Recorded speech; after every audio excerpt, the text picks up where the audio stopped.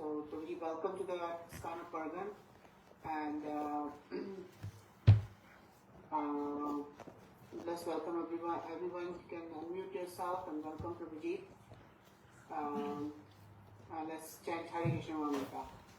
Hare Krishna, Hare Krishna, Krishna Hare Hare, Hare Rama, Rama Rama, Hare Hare.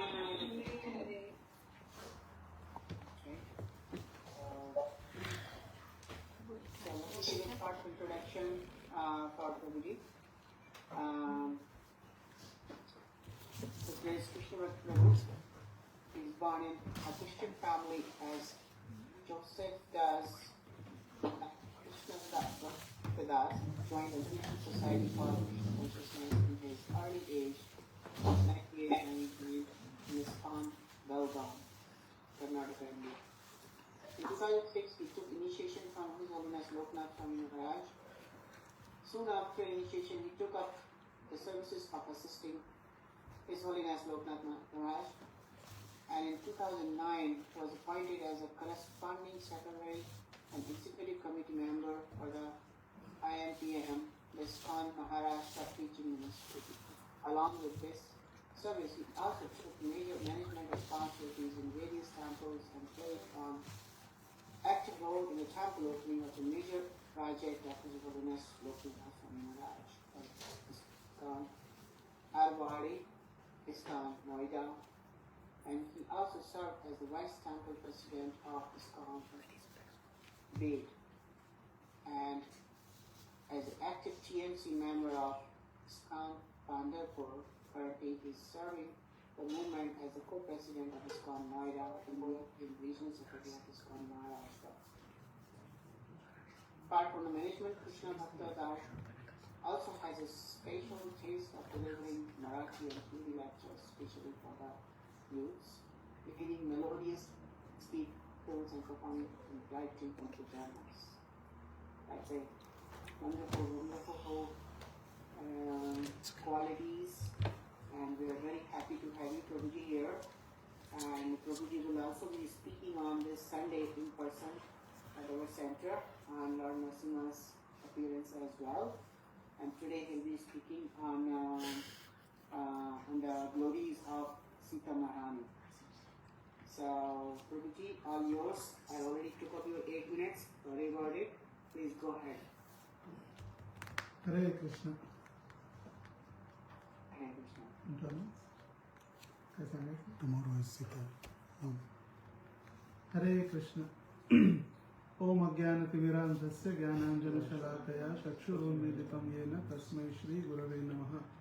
Namo Vishnupadaya Krishna Prasthaya Bhutale Srimate Bhakti Vedanta Swami Niti Namine Namaste Saraswate Deve Gauravani Pracharine Nirvishesha Shunyavadi Paschatya Deshatarine Jaya Sri Krishna Chaitanya Prabhu Nityananda Shri Advaita Gadadhar Shrivasadi Gaura Bhakta Vrinda Hare Krishna Krishna Krishna Hare Hare Hare Rama Rama Rama Hare Hare रामाय रामभद्राय रामचंद्राय वेदसे रघुनाथाय नाथाय सीताय पतये नमः। कल सीता नवमी है और सीता नवमी के उपलक्ष्य में आज हम सीता माता के गुणगान या सीता माता का कथा आज हम करेंगे। वैसे भारत से भी डिवोटी ज्वाइन किए हैं, तो भारत में उनकी आज उनका दिन प्रारंभ हुआ तो सीता नवमी भी उनकी प्रारंभ हुई। तो सीता माता का विशेष वर्णन वाल्मीकि रामायण और अन्य स्थानों पर भी जहाँ जहाँ प्रभु रामचंद्र की लीलाओं का वर्णन किया गया है, वहाँ पर सीता माता का वर्णन भी हमें होता है। वाल्मीकि रामायण में वाल्मीकि मुनि वर्णन करते हैं, ये सिर्फ रामायण नहीं, ये सीतायन भी है, या सीता का भी यहाँ पर चरित्र है। सीताया चरितः, सीता माता का भी ये चरित्र पूरी तरह से जितना ही महत्वपूर्ण है जितनी राम की लीलाएं हैं। और वैसे देखा जाए तो रामायण में स्त्रियों का महत्व अधिक है। जैसे हम देखते हैं कि मंथरा ने कैकेयी को सबसे पहले भड़काया, और कैकेयी को भड़काने के कारण कैकेयी ने जब भड़काया, मंथरा ने जब कैकेयी को जब भड़काया तो मंथरा दशरथ महाराज के पास गई और उस समय उन्होंने कहा कि मुझे जो वरदान देने थे दो, आप अभी मुझे चाहिए। पहला वरदान भरत को राजा बनाना है अयोध्या का, और दूसरा प्रभु रामचंद्र को 14 वर्ष का वनवास। और उस समय यदि सीता माता नहीं जाती, देखिए सबसे पहले हो गई मंथरा, फिर कैकेयी जो दशरथ महाराज के पास जाकर उन्होंने वर मांगे, तीसरी है सीता। वर मांगा था कि प्रभु रामचंद्र को वनवास भेजना है, सीता माता का नहीं था उसमें, मगर सीता माता ने स्वयं इच्छा से, स्व इच्छा से उन्होंने इच्छा व्यक्त की कि मुझे भी मेरे स्वामी प्रभु के साथ मुझे वनवास में जाना है। और फिर सीता माता वनवास गए प्रभु रामचंद्र के साथ। वहां पर चौथा सीन या चौथी महत्वपूर्ण स्त्री इस रामायण के प्रसंग में शूर्पणखा, जो शूर्पणखा श्री राम को पाने की इच्छा से प्रभु रामचंद्र के पास आई, और वहां पर राम और लक्ष्मण दोनों भी सुंदर थे। तो प्रभु रामचंद्र को प्राप्त करने की इच्छा उन्होंने की। रामचंद्र ने कहा, मैं तो इस अवतार में मैंने एक स्त्री या एक पत्नी का नियम प्राप्त किया है, इसीलिए मेरा भाई वो भी सुंदर है, आप उसके पास जाओ। फिर वो कहे कि आप मुझसे यदि विवाह करेंगे तो आपको दासी बनकर ही रहना पड़ेगा, क्योंकि मैं तो प्रभु रामचंद्र का दास हूँ और उनके आज्ञा के अलावा मैं यहाँ पर कुछ नहीं करता, तो आपको सीता का ही सेवक या सीता की सेविका बनकर रहना होगा। तो फिर वो प्रभु रामचंद्र के पास गए। प्रभु रामचंद्र कहे, मैं नहीं, तुम लक्ष्मण के पास जाओ। लक्ष्मण गए, कह रहे राम के पास जाओ, बैक एंड फोर्थ चलते रहा। तो फिर वो गुस्से से उसने सोचा कि सबसे मूल कारण है सीता, इसको यदि मैं मार दूंगी तो प्रॉब्लम सॉल्व हो जाएगा, दोनों भी मेरे हो जाएंगे। तो जब वो सीता के ऊपर आक्रमण करने का उसने प्रयास किया तो फिर लक्ष्मण जी ने उसका नाक काट दिया। नासिक में ये घटना हुई, ये लीला नासिक, इसीलिए उस स्थान का नाम हुआ नासिक। पंचवटी, जहां पर उस 5 पेड़ है, पंचवटी एक ही स्थान पर, तो वहां पर पंचवटी में प्रभु रामचंद्र जब रहते तब ये लीला हुई और शूर्पणखा का नाक काटा गया, इसलिए स्थान हुआ नासिक। तो मंथरा, कैकेयी, सीता, शूर्पणखा, और इस शूर्पणखा का जब नाक काटा गया तो शूर्पणखा बहुत गुस्से से अपने भाई रावण के पास पहुंची और रावण को कहने लगी, क्या फायदा है आप राजा होकर, ऐसे भाई के ऊपर धिक्कार है जो एक बहन का रक्षण नहीं कर सकता। बोले हुआ क्या वो तो बताओ। बोले जंगल में आपके बहन का पूरी तरह से तिरस्कार हुआ, उसका नाक काटा गया, उसके पीछे एक कारण है, एक सुंदर मानवीय स्त्री जो सिर्फ आप उसका भोग कर सकते हैं, जो आपके लिए बनी है। उसका अधिकार नहीं कि वहां जंगल में रहे और आप उसको जाकर अपहरण करके लेकर आओ, वो आपके लिए बनी है। देखिए वैसे तो रावण कामुक था ही, काम वासना से सदैव उसकी इच्छा तीव्र रहती काम इच्छा पूर्ण करने के लिए, और जब उसने सुना सुंदर स्त्री है, वो भी मानवीय स्त्री है, तो तुरंत सीता का अपहरण करने के लिए वो निकल गया। भागवत के 5वें स्कंद में 9वें अध्याय के 5वें श्लोक में वर्णन है, मर्त्यावतारस्यहं मर्त्य शिक्षणं रक्षो वधायेव न केवल विभो कुतोन्यथा स्याद्रमतस्व आत्मनः सीता कृतानि व्यसनानि ईश्वरस्य। यह निर्धारित किया गया था कि राक्षसों के प्रमुख रावण को एक मनुष्य के अलावा कोई नहीं मार सकता था, और इस कारण से भगवान के सर्वोच्च व्यक्तित्व भगवान रामचंद्र एक मनुष्य या इंसान के रूप में प्रकट हुए। हालांकि भगवान रामचंद्र का उद्देश्य न केवल रावण को मारना था, बल्कि नश्वर प्राणियों को यह सिखाना था कि यौन जीवन पर केंद्रित या किसी की पत्नी पर केंद्रित भौतिक सुख कई दुखों का कारण हो सकता है। यह स्वयं सिद्ध भगवान है और उनके लिए कुछ भी शोक योग्य नहीं है, तो फिर माता सीता के अपहरण से उन्हें क्लेश क्यों सहना पड़ सकता है। देखिए, भगवान भी पूर्ण पुरुषोत्तम भगवान श्री कृष्ण अभी राम के अवतार में आए हैं, और राम अवतार में आने के बाद जैसे रावण को एक मनुष्य ही मार सकता था, इसीलिए प्रभु रामचंद्र को एक मनुष्य रूप धारण करके आना पड़ा। चलो, तो राम अवतरित हुए लीला अपनी करने या रावण का उद्धार करने, मगर उस समय उनकी पत्नी सीता का अपहरण होने के कारण वो भी एक साधारण मनुष्य की भांति सीता के पीछे रो रहे, हे सीते, हे सीते, हे सीते, वो रोने लग गए थे लिटरली। और फिर वहां भी पेड़ों से, जंगल से आवाज जो इको आ रहा था, हे सीते, हे सीते, हे सीते।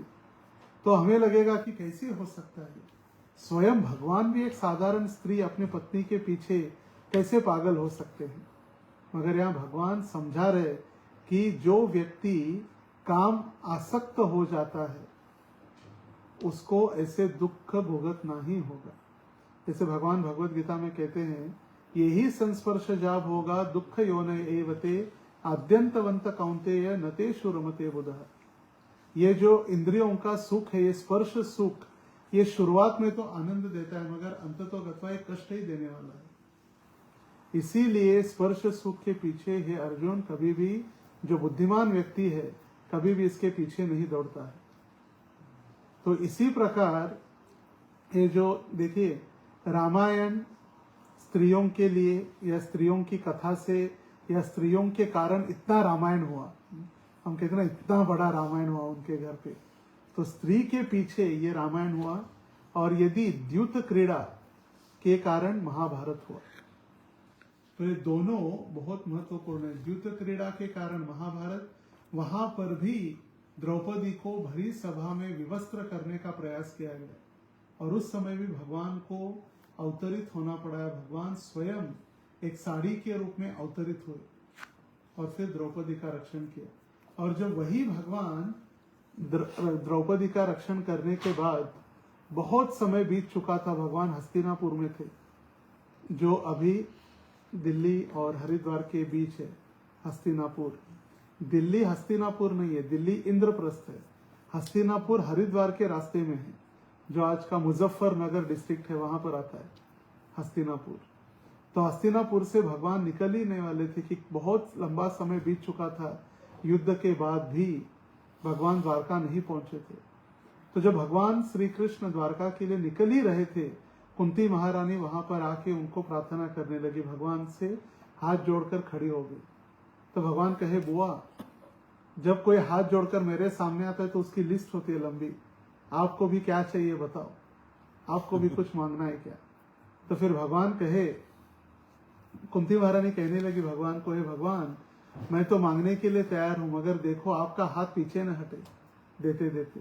और उस समय कुंती महारानी ने सबसे पहले भगवान को ये सारी घटनाएं याद दिला दी कि किस प्रकार मेरे बच्चे छोटे थे तब उनको मारने का प्रयास किया गया, लाक्षागृह में हमें सारे परिवार के साथ जलाने का प्रयास किया गया, भीम को जहर पिलाकर मारने का प्रयास किया गया, और अभी असत सभायाम, या असत सभा में द्रौपदी का वस्त्र हरण भी हुआ।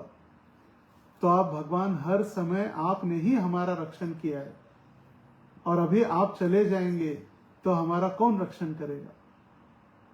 और भगवान जाने के थोड़ा समय पहले उन्होंने उत्तरा के गर्भ में जो परीक्षित महाराज थे, पांडवों के अंतिम वंशज, उनका भी रक्षण किया था।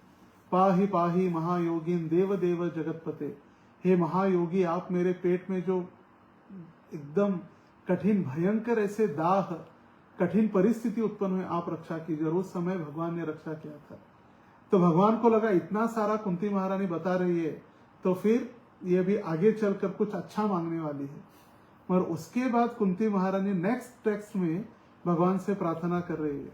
विपदः संतुता शश्वत तत्र तत्र जगत गुरो भवतो दर्शनम यस्याद अपुनर्भव दर्शनम। हे भगवान, आपने इतने सारे कष्ट दिए, हम होते तो कहते अभी भगवान बस करो कष्ट, अभी बहुत हो गए, अभी सहन नहीं हो सकता। मगर यहाँ पर उल्टा है। कुंती महारानी कह रही है, हे भगवान विपदः संतुता शश्वत, आप हमें कष्ट देते रहिए। और ऐसे नहीं कि 1 साल के बाद एक, ऐसे नहीं, एक के बाद एक, कंटिन्यूअस। विपदः संतुता, शाश्वत रूप से आप हमें कष्ट देते रहिए। क्यों कष्ट देते रहिए? आप जब कष्ट देंगे तब हम आपका तीव्रता से स्मरण करेंगे। दुख में सभी सुमिरन करे, सुख में करे न कोई। सुख में यदि सुमिरन करे तो दुख काहे को होए। सब लोग दुख आने के बाद ही भगवान के पास जाते हैं, भगवान बचा लो, कुछ करो। जब अच्छा होता है तो नहीं जाते भगवान के पास। तो कुंती महारानी कह रहे कि हम कठिनाई, जब कष्ट होगा तो आपका तीव्रता से स्मरण होगा, और जब आपका स्मरण होगा तो फिर आपका दर्शन होगा। और एक बार आपका दर्शन होगा तो पुनः इस भौतिक जगत में जन्म मृत्यु का दर्शन नहीं होगा। तो इसी प्रकार हम देखते हैं कि स्त्रियों का कितना महत्वपूर्ण रोल महाभारत में भी है। जैसे कुंती महारानी, गांधारी और द्रौपदी। यहाँ रामायण में हमने जो पढ़े नाम, मंथरा, कैकेयी, सीता, शूर्पणखा और रावण की पत्नी मंदोदरी। तो जो पतिव्रता स्त्रियों में श्रेष्ठ स्थानों पर है सीता और मंदोदरी, जिन्होंने अपने पतिव्रता, फिर गांधारी जो पतिव्रता का उन्होंने व्रत निभाया। तो मिथिला नगरी के राजा जनक जब हल चला रहे थे तब उन्होंने अपने खेत में एक बच्ची को देखा और उस बच्ची को स्वीकार किया, क्योंकि उन्होंने बहुत प्रयास किया था संतान के लिए और उनको कोई संतान नहीं थी। तो जब खेत में हल चलाया जाता है, उसको जो गड्ढा जहां होता है उसको कहा गया है सीता, तो इसलिए उनका नाम रखा उन्होंने सीता। और आगे चलकर जनक महाराज को दूसरी पुत्री हुई जिसका नाम उन्होंने रखा उर्मिला, सीता की बहन। तो सीता पृथ्वी के द्वारा प्रदत्त है।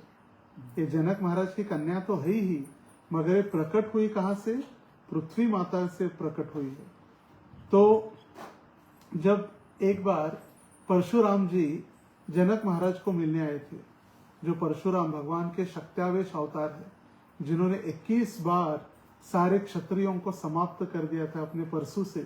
परशु मतलब जो एक अस्त्र है जिसको काट देते थे सबको, इसलिए उनका नाम है परशुराम। वो परशुराम जनक महाराज को मिलने आए और उन्होंने अपना जो धनुष था जनक महाराज के दरवाजे के ऊपर रख दिया, दरवाजे के पास, और दरवाजे के पास रखा और अंदर जनक महाराज को मिलने गए। जब जनक महाराज के साथ मुलाकात हुई, चर्चा हुई, जब वापस आने के लिए निकले तब उन्होंने देखा द्वार पर रखा हुआ धनुष वहां पर नहीं है, गायब है। तो आश्चर्यचकित हो गए, मेरा धनुष इतना वजन है, शिवजी के द्वारा दिया गया, ये जो विष्णु के द्वारा दिया गया ये धनुष है, ये धनुष कौन उठा सकता है इतनी आसानी से? और तब उन्होंने देखा कि छोटी सी बच्ची सीता जो बालिका थी उस समय, वो उस धनुष को लेकर खेल रही थी। और तुरंत उन्होंने फिर बुलाया जनक महाराज को, देखो ये कोई साधारण लड़की नहीं है, जो धनुष 5-5 हजार सैनिक भी नहीं उठा सकते, ये आसानी से उठाकर ये खेल रही है।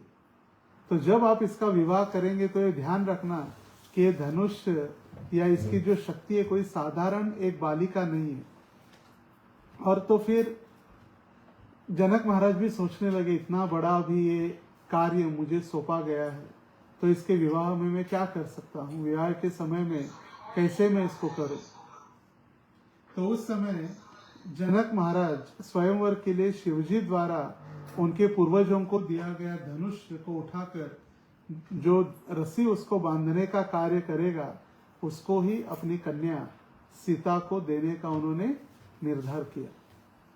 क्योंकि जो लड़की विष्णु के द्वारा दिया गया धनुष जिसको 5000 सैनिक उठाने के लिए लगते थे, वो आसानी से बालिका जो खेलती थी, तो उसके समान कोई तो वर या कोई पति ढूंढने का कार्य करने लगे। और विश्वामित्र मुनि जब राम और लक्ष्मण को लेकर आए थे अलग अलग राक्षसों से अपनी रक्षा करने के लिए। तब विश्वामित्र मुनि लेकर गए राम और लक्ष्मण को कहा, जनकपुर, जहां पर ये स्वयंवर हो रहा था। और कई सारे राजा क्षत्रिय वहां पर आते थे, क्योंकि उनकी सीता माता की इतनी सुंदरता थी। वो सुंदरता के विषय में सुनकर सारे आकृष्ट तो हो ही चुके थे, और अभी जब विवाह का प्रसंग आता तो प्रसंग के लिए सभी की इच्छा होती कि हाँ, मेरा विवाह सीता माता से हो। मगर जैसे ही वो जाते और धनुष को देखते, कई सारे डर के भाग जाते, और प्रत्यंचा तो चढ़ाने की दूर की बात थी। वो सिर्फ देख कर ही वहां से निकल जाते। वो धनुष, इतना वजन धनुष।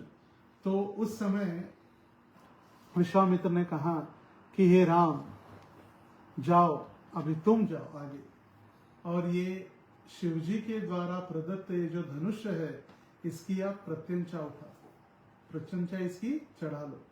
और अपने गुरु का आशीर्वाद लेकर प्रभु रामचंद्र आगे बढ़े उस धनुष की प्रत्यंचा चढ़ाने के लिए। और जैसे ही प्रत्यंचा चढ़ाने का प्रयास किया, वो इतने जोर से वो टूट गया धनुष कि पूरे त्रिभुवन में हाहाकार हो गया। सिर्फ जनक महाराज, सीता, विश्वामित्र, प्रभु रामचंद्र और लक्ष्मण, 5 लोग छोड़ के सारे जमीन पर गिर गए। जैसे अर्थक्वेक आता है या भूकंप आता है, भूकंप में सारे जैसे गिरते हैं, उसी प्रकार सारे गिर गए थे 5 लोग छोड़कर। और उस समय वो शिवजी के द्वारा दिया गया धनुष की प्रत्यंचा चढ़ाकर वो जब वो बांध रहे थे प्रत्यंचा, तो वो टूट गया।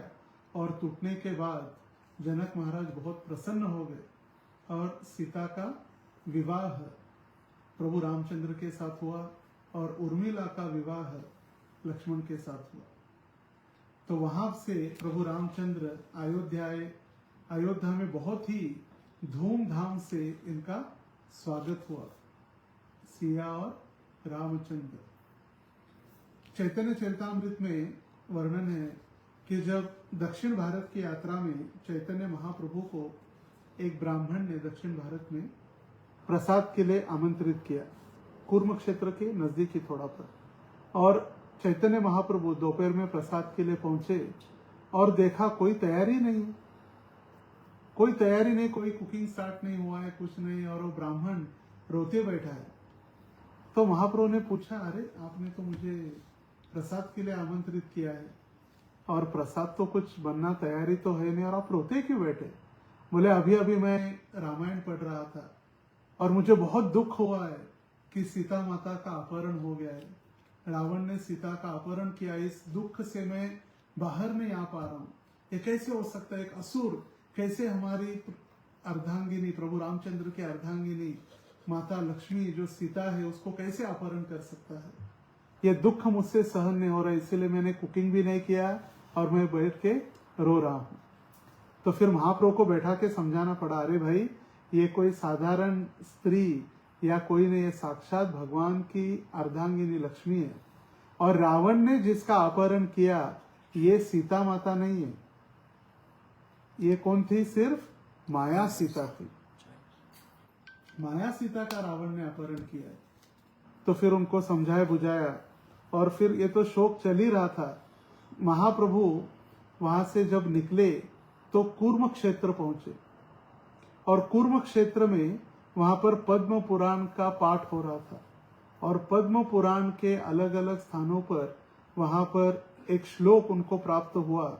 वहां पर लिखा गया था कि रावण ने माया सीता का अपहरण किया था, असली सीता का नहीं। असली सीता का सिर्फ स्पर्श कौन कर सकते हैं? नारायण या प्रभु रामचंद्र ही कर सकते। फिर वो जो पन्ना था शास्त्र का, वो पेज महाप्रभु लेकर आए। बोले, वो पेज मुझे दे दो, क्योंकि उस समय तो बुक बाइंडिंग वगैरह प्रिंटिंग तो नहीं होता था, लिखित होता था। तो उनको बोला, एक पेज ये मुझे दे दो, आप दूसरा लिख कर वहां पर रख देना। और वो पेज लेकर महाप्रभु पुनः उस ब्राह्मण के पास आए और दिखाए, देखो ये शास्त्रोक्त प्रमाण है, ये सीता माता कोई ओरिजिनल सीता नहीं, ये माया सीता का अपहरण रावण ने किया है। This is the authenticity. उनको दिखाया शास्त्र का प्रमाण। और वो बहुत खुश हुए। फिर उन्होंने कुकिंग किया और फिर महाप्रभु को स्वादिष्ट भोजन परोसा। देखिए, सिर्फ पढ़कर भी महाप्रभु के भक्त इतने दुखी हो जाते थे कि रोते बैठते थे। तो रावण जो पहले दशग्रीव नाम से प्रसिद्ध था, दशानन, दशग्रीव, दशानन रावण, जिसके 10 सिर थे, और ब्रह्मा जी से आशीर्वाद प्राप्त करके इसने सारा उत्पात मचा के रखा था सारे संसार में। देवी देवताओं को परेशान करना, देवताओं को अपने पद से हटा देना, स्त्रियों का, अप्सराओं का, गंधर्वियों का बलात्कार करना, मुनियों को परेशान करना, उनके सारे कार्य या उनके जितने भी यज्ञ हवन होते थे उसको नष्ट करना, पूरा आतंक मचा के रखा था इसने।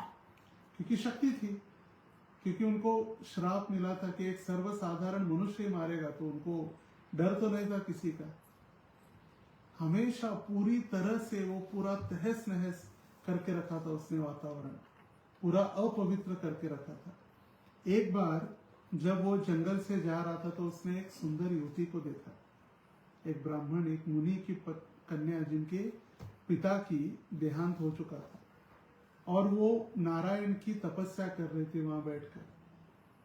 तो रावण उसके पास गया।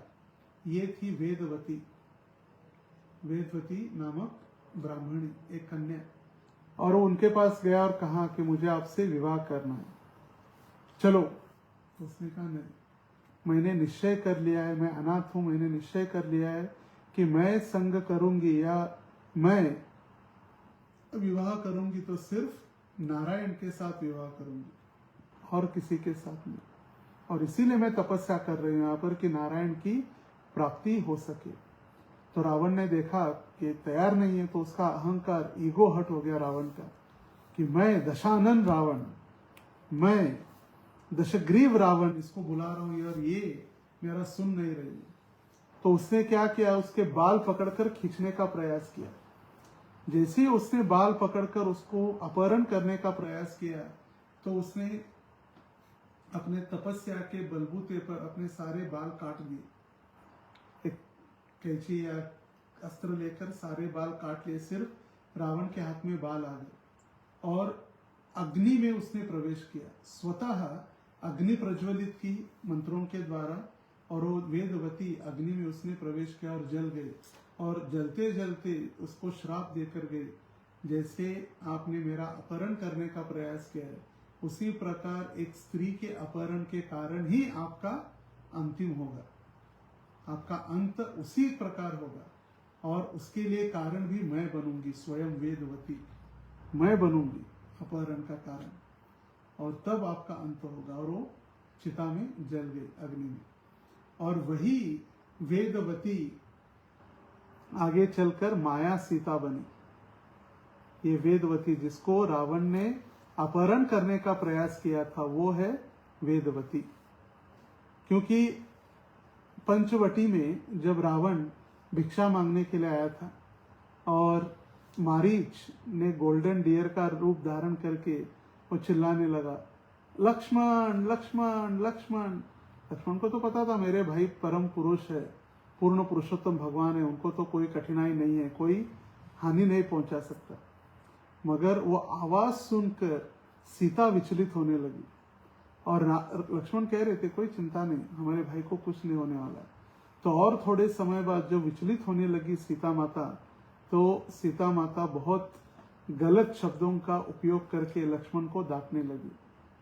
आपके बड़े भाई यहाँ पर नहीं है, तो आपके मन में क्या चल रहा है? अपने भाभी का ही उपभोग करने की इच्छा है कि आपने, जाओ, आपको आपके भाई बुला रहे हैं, उनको आपकी रक्षा की आवश्यकता है, आपकी सहायता की आवश्यकता है, निकलो यहाँ से, जाओ।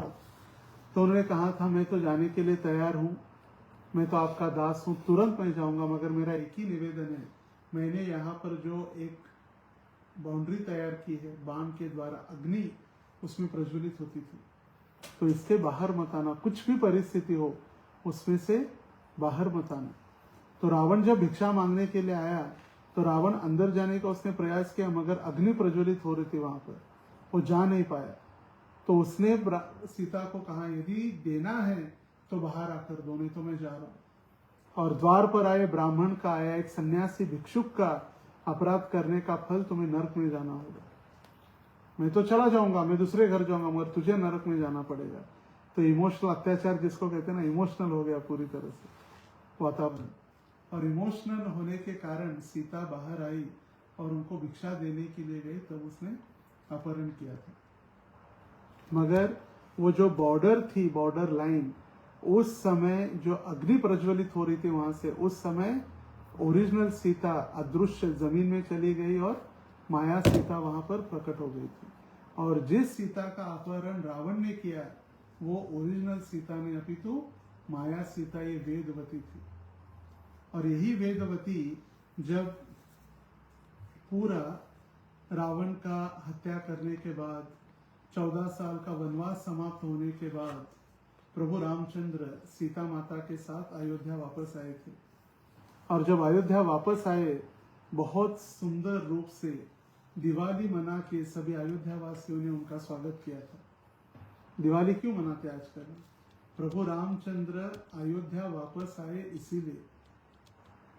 लोगों को पता ही नहीं हम दिए क्यों लगाते हैं, दीपावली क्यों मनाते हैं। दशहरे के दिन दशहरा, दशानन रावण का उद्धार हुआ या उनको मार दिया भगवान प्रभु रामचंद्र ने, उनको पुनः वापस वैकुंठ भेज दिया जय और विजय को। ये जय और विजय ही है। रावण, कुंभकर्ण, हिरण्यकशिपु, हिरण्याक्ष और शिशुपाल और दंतवक्र, कंस ने शिशुपाल और दंतवक्र, और चैतन्य लीला में यही जय विजय जगाई और मधाई बनकर आए। तो ये जब उनको वापस भेजा और प्रभु रामचंद्र अयोध्या आए, अयोध्या आने के बाद उन्होंने अपनी शुद्धता का परीक्षा दी थी, अग्नि परीक्षा।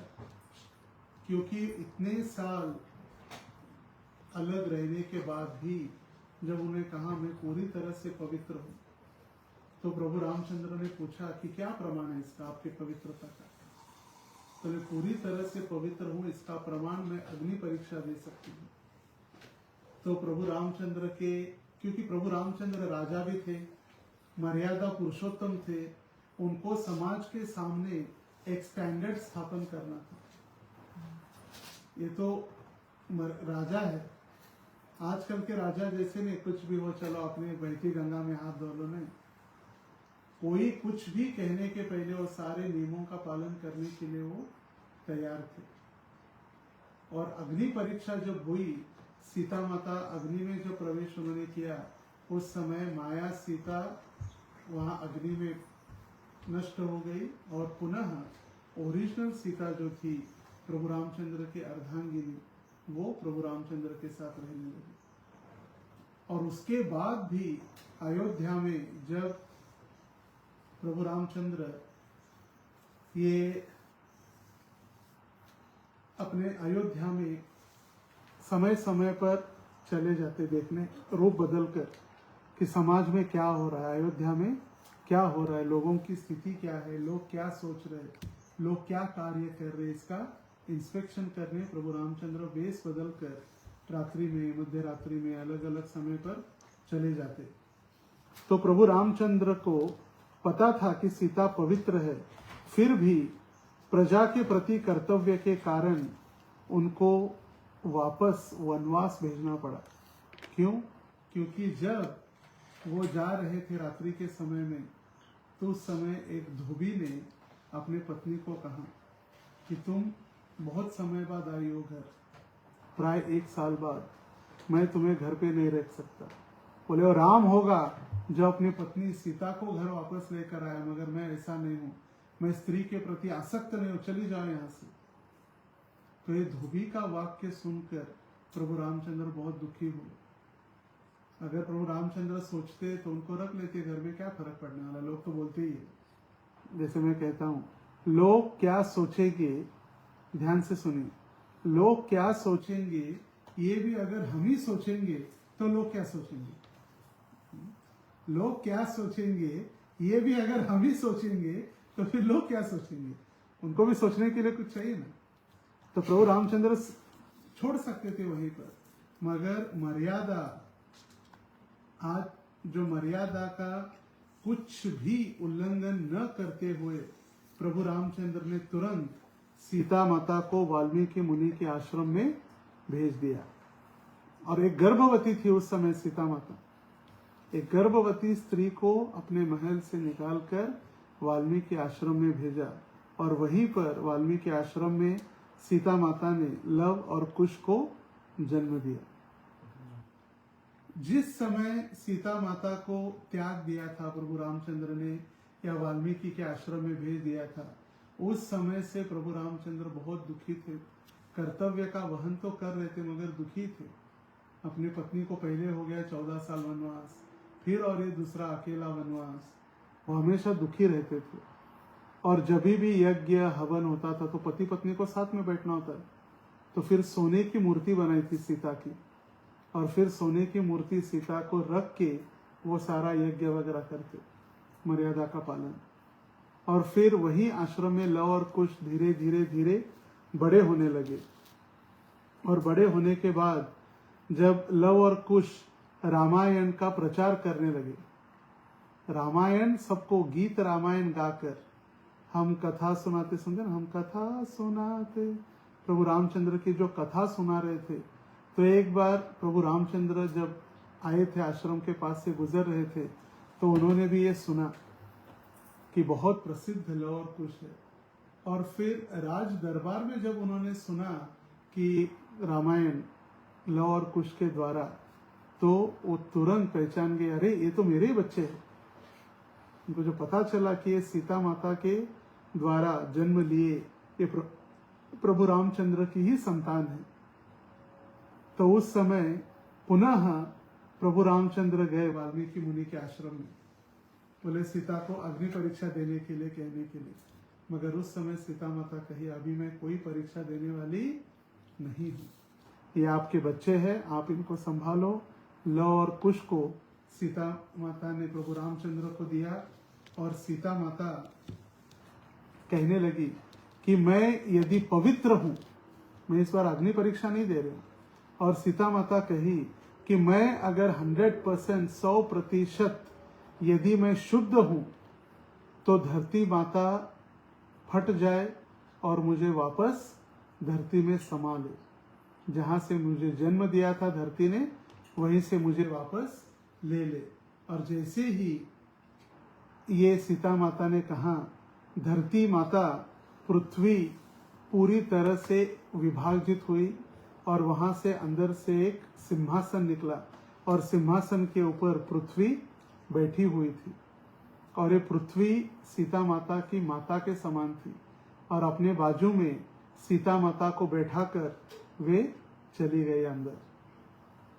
सीता माता को पुनः ले गए और जैसे ही सीता माता अंदर चली गई तो पुनः जमीन वो पूरा बंद हो गया, मानो जैसे कुछ हुआ ही नहीं। गड्ढा हुआ, सीता माता चली गई या पृथ्वी बाहर आई, ऐसे मानो कुछ हुआ ही नहीं। एज इट इज पृथ्वी समतल हो गई और पूरा सीता माता अपनी माता के साथ धरनी के अंदर प्रवेश कर लिया। और जैसे प्रभु रामचंद्र एक आदर्श राजा, मर्यादा पुरुषोत्तम है, उसी प्रकार सीता एक आदर्श नारी और एक पतिव्रता नारी है।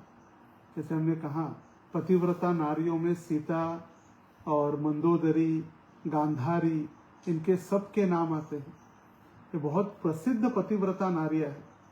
जैसे याद होगा कि मंदोदरी ने भी कहा था, हे रावण, ये सीता को वापस दे दो, यही सीता आपके अंत का कारण बन सकती है। आपने जो पर पुरुष रामचंद्र की अर्धांगिनी का अपहरण किया, इनको दे दो, नहीं तो आपका अंत होगा। मगर सुना नहीं, कामा तुराणाम न भयम न लज्जा। काम के अधीन होने के बाद, जब काम वासना से व्यक्ति अधीन होता है तो उसको कोई लाज, कोई भय, कुछ नहीं रहता। इसलिए चाणक्य पंडित कहते हैं, कामा तुराणाम न भयम न लज्जा। कोई भय भी नहीं और कोई लज्जा भी नहीं।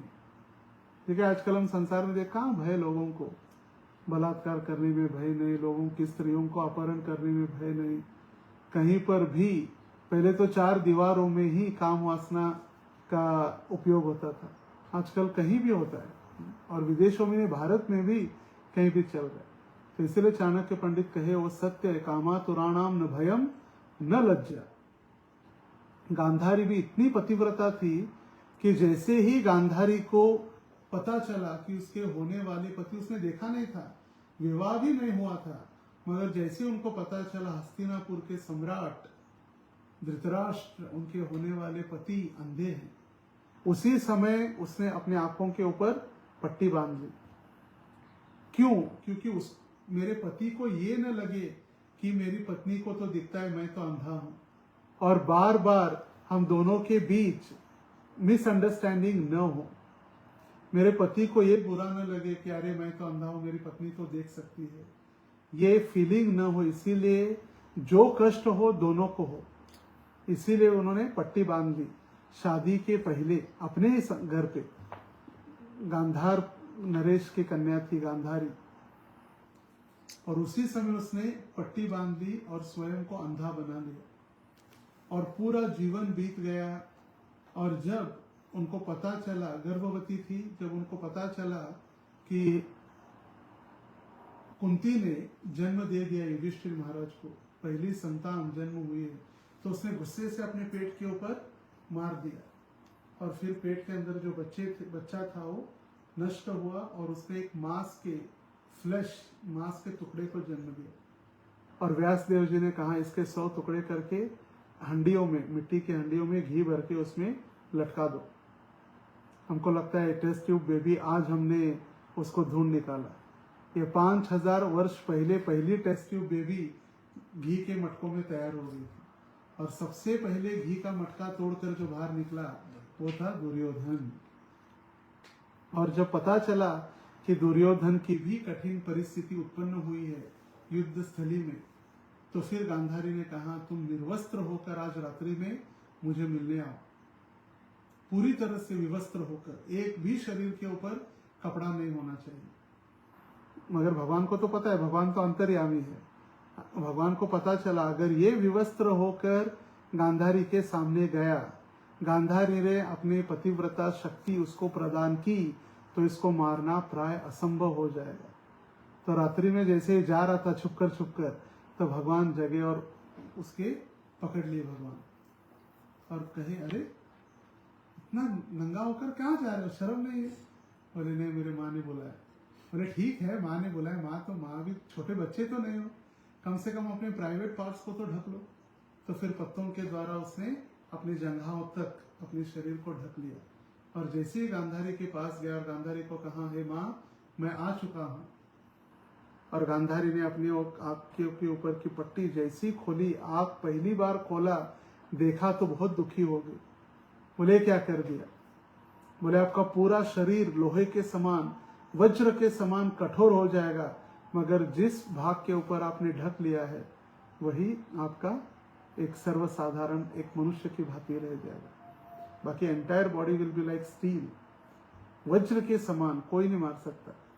और इसीलिए जब भीम गदा युद्ध प्रारंभ हुआ भीम और दुर्योधन का, तो भीम तो हारने लगा, भीम की शक्ति समाप्त होने लगी, और दुर्योधन तो बलराम जी का शिष्य था, गदा शिष्य, बलराम जी ने उनको गदा सिखाया था। तो भगवान ने जंगाओं के ऊपर मार लिया अपने, और इशारा किया यहाँ मारो, क्योंकि नहीं तो मरने। मगर गदा युद्ध के नियम के अनुसार शरीर के अपर पार्ट पर गदा चलाई जाती है, कमर के नीचे गदा प्रहार नहीं किया जाता। मगर भगवान ने मारने के लिए कहा तो भीम उसके जंघाओं पर मारने लगा, तो बलराम जी गुस्सा हुए और वहां से चले गए थे, वहां से भी छोड़कर चले गए। इसलिए बलराम जी भी देखिए युद्ध में नहीं थे, कुरुक्षेत्र की युद्ध भूमि पर भी नहीं थे दुर्योधन को मारने के पहले। क्यों? क्योंकि उनको पता था ये कृष्ण सदैव नियम तोड़ते रहेगा, ये कभी भी धर्म के द्वारा युद्ध नहीं करेंगे, इसलिए बलराम जी तीर्थ यात्रा पर निकल गए। बलराम जी तीर्थ यात्रा पर निकल गए थे, क्योंकि कभी नियम का पालन करने वाला ये कृष्ण नहीं। तो उस समय भी पतिव्रता शक्ति, पतिव्रता स्त्री की, नारी की शक्ति देखिए कितना, जैसे कहा गया है सीता माता को अपने चरणों में डाले हुए पुष्प, कमल की पुष्प पंखुड़ी या गुलाब की पंखुड़ियां भी उनके चरणों को कष्ट देती थी, फूल उनको कष्ट होते पैरों में, इतने फूल कोमल होते, फूल भी उनको कष्ट प्रदान करते थे। और वो सीता माता ने अपने पति के लिए, अपने पति के साथ 14 वर्ष वनवास जंगल में स्वीकारा। कितना कष्ट हुआ होगा। और कष्ट हुआ, सीता माता का अपहरण हुआ, रावण ने अपहरण किया, और रावण अपहरण करने के समय में जटायु ने रक्षण करने की इच्छा व्यक्त की, जटायु को मृत्यु को स्वीकारना पड़ा। इतना वनवास भुगतने के बाद, कष्ट मिलने के बाद जब माता वापस आई, तब भी लोगों ने लांछन उठाए और पुनः उनको आश्रम में जाना पड़ा। आश्रम में बच्चों को बड़ा किया, राजा के संतान थे, फिर भी एक आश्रम मुनि के बच्चों के जैसा उनको बड़ा करना पड़ा। वहां पर कष्ट हुए, और इतना होने के बाद भी अंततोगत्वा उनको पृथ्वी के अंदर जाना पड़ा। मगर कभी सीता माता ने कोई कंप्लेंट नहीं की। जैसे कहा जाता है, no complaint, no criticism, no competition, no comparison, C4। No complaint. कभी भी उन्होंने किसी भी चीज की कंप्लेंट नहीं की, ना कभी क्रिटिसिज्म किया किसी के विषय में, ना कंपैरिजन किया, उसको ये मिला मुझे नहीं मिला, ना कभी कंपटीशन। ये सीता की एक विशेषता है। No complaint, no criticism, no competition, no comparison. और उर्मिला की भी इच्छा थी आने की, मगर उर्मिला को घर पे रखा सभी का ध्यान रखने के लिए। देखिए, प्रभु रामचंद्र सीता के साथ थे। सीता का अपहरण हुआ, जनक महाराज अयोध्या में है।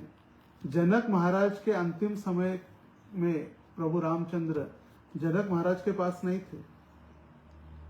उनके विरह में जनक महाराज ने शरीर त्याग किया। मगर यहाँ एक पक्षी जाति का जटायु, उसके अंतिम संस्कार प्रभु रामचंद्र ने किए। वो अंतिम समय में प्रभु रामचंद्र का दर्शन करते करते उसने अपना देह त्याग किया। और आज भी कहा जाता है, एक मंदिर है जटायु का, जहाँ पर अंतिम संस्कार वगैरह हुआ, तो वहां पर जो रामचंद्र का मंदिर है, तो आज भी जो श्राद्ध क्रिया करने के लिए, हर वर्ष होता ना श्राद्ध, तो मंदिर से प्रभु रामचंद्र श्राद्ध क्रिया करते आज भी जटायु का। कितना सौभाग्य है। इसीलिए प्रभु रामचंद्र की लीला में हम देखते हैं कि कोई मनुष्य हो, प्राणी हो, जलचर हो, सारे भगवान की हम सेवा कर सकते हैं। हनुमान जी वानर सेना में थे, जाम्बवान भालू था, ये सभी को प्रभु रामचंद्र ने सेवा में लगाया। और उनके साथ सदैव उनकी अर्धांगिनी सीता एक परछाई के समान चलती रही। सीता माता जो स्वयं माता लक्ष्मी है, महालक्ष्मी का स्वरूप है, भगवान द गॉडेस ऑफ फॉर्चून जिसको कहते हैं, वो है सीता माता। जैसे कृष्ण अष्टमी को अवतरित हुए, राधा रानी अष्टमी को अवतरित हुए, प्रभु रामचंद्र नवमी को अवतरित हुए, सीता माता भी नवमी के दिन अवतरित हो रही। आज हमारा कल इंडिया में आज नवमी के दिन सीता माता अवतरित हुई। तो हम सीता माता से यही प्रार्थना कर सकते कि जैसे उन्होंने प्रभु रामचंद्र की प्रामाणिकता से 100% सरेंडर होकर, इतने सारे कष्ट होने के बावजूद उन्होंने प्रभु रामचंद्र को कभी भी एक क्षण के लिए नहीं छोड़ा, उसी प्रकार हम भी हमारे गुरुजन, आचार्य और भगवान को एक क्षण भी उनसे दूर न जाते हुए उनकी यदि हम सेवा करेंगे तो निश्चित हमें प्रभु रामचंद्र की कृपा प्राप्त हो सकती है। जैसे अलग अलग स्थानों में रामायण का अलग अलग वर्णन हुआ है, मगर जो वर्णन एक श्लोकी रामायण में भी हुआ है, एक श्लोकी रामायण, आपने सुना एक श्लोकी रामायण? एक श्लोक में पूरा रामायण है, तुलसीदास जी ने लिखा है। जैसे सुखदेव गोस्वामी भागवत में 2 अध्यायों में, 9वें स्कंद के 2 अध्याय में रामलीला का वर्णन करते, सूर्यवंश और प्रभु रामचंद्र की लीलाओं का। और फिर 2 श्लोकों में 9वें अध्याय में कृष्ण लीला कहकर समाप्त कर देते हैं। और उस समय परीक्षित महाराज कहते सिर्फ 2 श्लोकों में नहीं, अभी तो मैं थका नहीं, और बताओ, और मुझे सुनना है कृष्ण के विषय में। तब जाकर दशम स्कंद प्रारंभ हुआ, जिसमें 90 अध्याय है। दशम स्कंद में कितने अध्याय? चैप्टर्स 90, और टोटल भागवतम में है 335। 335 अध्याय भागवतम में है, 18,000 श्लोक है, और उसमें 90 अध्याय सिर्फ दशम स्कंद में कृष्ण लीला है। तो तुलसीदास जी लिखते हैं एक श्लोक की रामायण में, आदौ राम तपोवनादिगमनम हत्वा मृगम कांचनम वैदेही हरणम जटायुमरणम सुग्रीव संभाषणम बाली निग्रहणम समुद्रतरणम लंकापुरी दाहनम पश्चात् रावण कुंभकर्ण हननम एतधिरामायणम। देखिए, एक श्लोक में पूरा रामायण। अर्थ इसका क्या है? एक बार श्री राम वनवास में गए। आदौ राम तपो वनादिगमनम, गमन किए मतलब वनवास के लिए जंगल में प्रवेश किए। वहां उन्होंने स्वर्ण मृग का पीछा किया और उसका वध किया। इसी दौरान उनकी पत्नी वैदेही यानी सीता का हरण रावण द्वारा किया गया। उनकी रक्षा करने हेतु पक्षीराज जटायु ने अपने प्राण गंवाए। श्री राम की मित्रता सुग्रीव से हुई। उन्होंने उसके भाई बाली का वध किया। समुद्र पर पुल बनाकर उन्होंने समुद्र को पार किया। लंकापुरी का दहन हुआ। इसके पश्चात रावण और कुंभकर्ण का वध हुआ। यही पूरी रामायण की संक्षिप्त कहानी है। एक श्लोक में पूरा रामायण की कथा। आदौ राम तपोवनादिगमनम हत्वा मृगम कांचनम, मृग के पीछे दौड़कर उसका वध किया। वैदेही हरणम, विदेह कन्या वैदेही सीता माता का एक नाम है। जटायु मरणम, जटायु को अपने प्राण त्यागने पड़े। सुग्रीव संभाषणम, सुग्रीव के साथ प्रभु रामचंद्र का वार्तालाप हुआ, दोनों की बात हुई। बाली निग्रहणम, जैसे सुग्रीव ने कहा बाली क्या कठिनाई परेशान कर रहा है, तारा का अपहरण करके रखा है। फिर बाली का वध हुआ। समुद्र तरणम, समुद्र के ऊपर प्रभु रामचंद्र चले। लंकापुरी दाहनम, लंका का दहन हुआ। पश्चात रावण कुंभकर्ण हननम, और उसके बाद प्रभु रामचंद्र ने रावण और कुंभकर्ण का वध किया। एतद्धि रामायणम, और यही रामायण की कथा है। तो जैसे हमारे लिए जन्माष्टमी महत्वपूर्ण है, आने वाले नरसिंह चतुर्दशी के 2 दिन पहले द्वादशी आती है। द्वादशी, त्रयोदशी, चतुर्दशी। तो द्वादशी के दिन रुक्मिणी माता 19 को एकादशी है और 20 को द्वादशी है। तो रुक्मिणी का आविर्भाव है, रुक्मिणी द्वादशी। उसी प्रकार ये रामनवमी है, जैसे राधाष्टमी, रुक्मिणी द्वादशी, और इतना ही महत्वपूर्ण हमारे लिए रामनवमी जैसे सीता नवमी भी है।